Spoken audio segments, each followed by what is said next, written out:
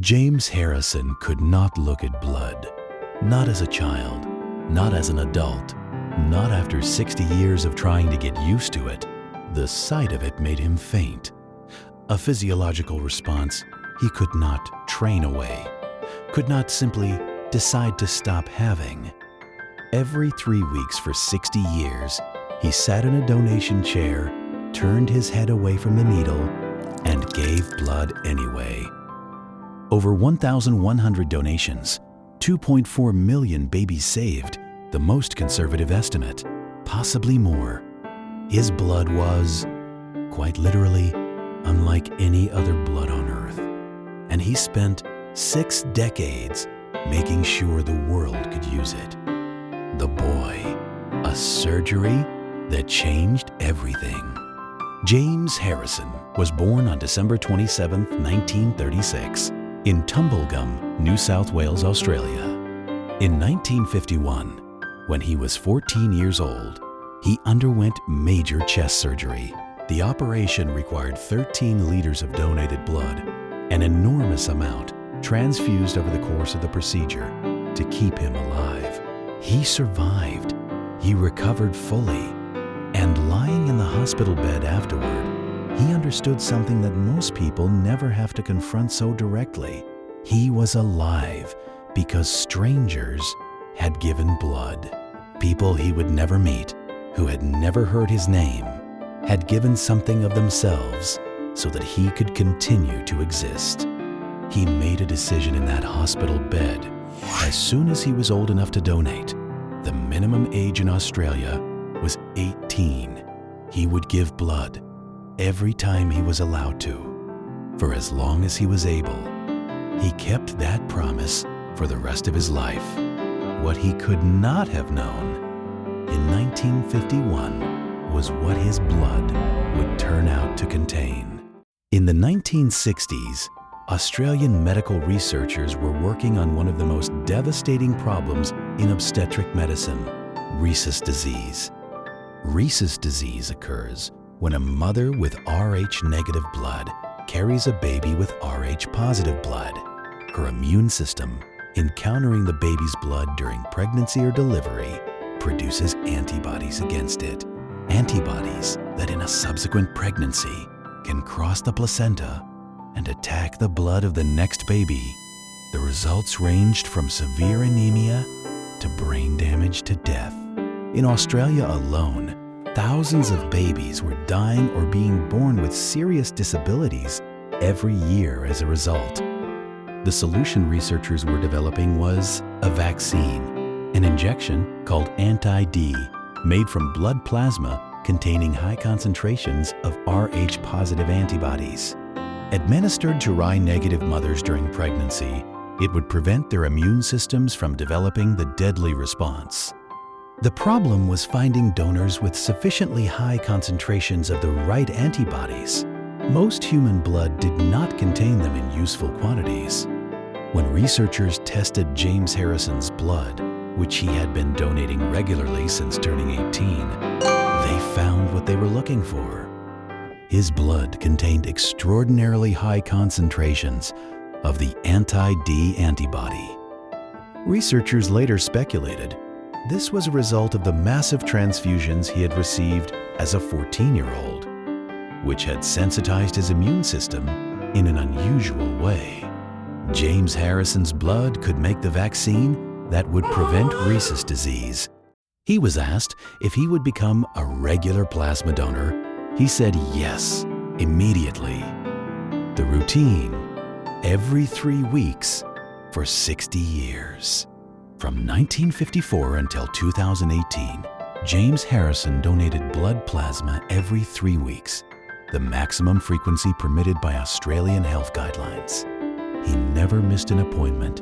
He organized his life around the schedule.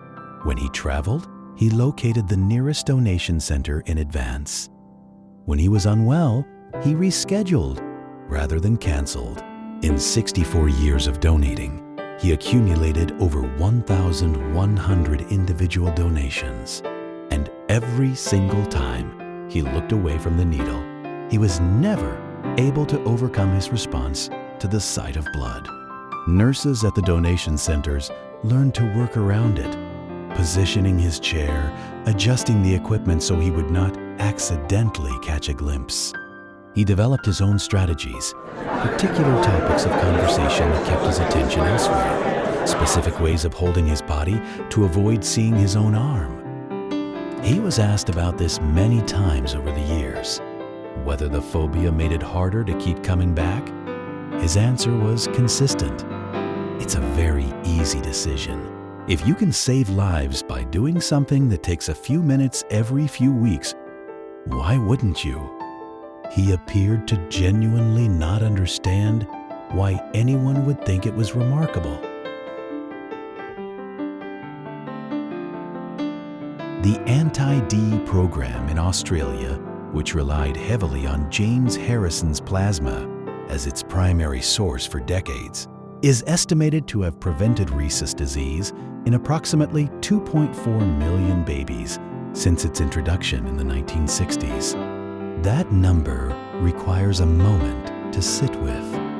2.4 million human beings who would have been born with severe disabilities or would not have been born alive at all. 2.4 million families that did not have to experience that loss. 2.4 million lives that began in health because one man turned his head away from a needle every 3 weeks for 60 years. Among those 2.4 million is James Harrison's own daughter, Tracy, born Rh positive to an Rh negative mother. She received the anti-D vaccine during her pregnancy. Her son, James Harrison's grandson, was born healthy. The man who saved 2.4 million babies also saved his own grandchild. He never made much of this. He mentioned it occasionally, matter-of-factly, as if it were simply an interesting detail, rather than the most profound possible illustration of what one person's consistency can mean. In May 2018, at the age of 81, James Harrison made his final donation. Australian Red Cross guidelines do not permit plasma donations after the age of 81. The rule exists to protect donors. James Harrison had reached the limit. The staff at the donation center had been preparing for this day for months. Several of the nurses who had worked with him for decades were present.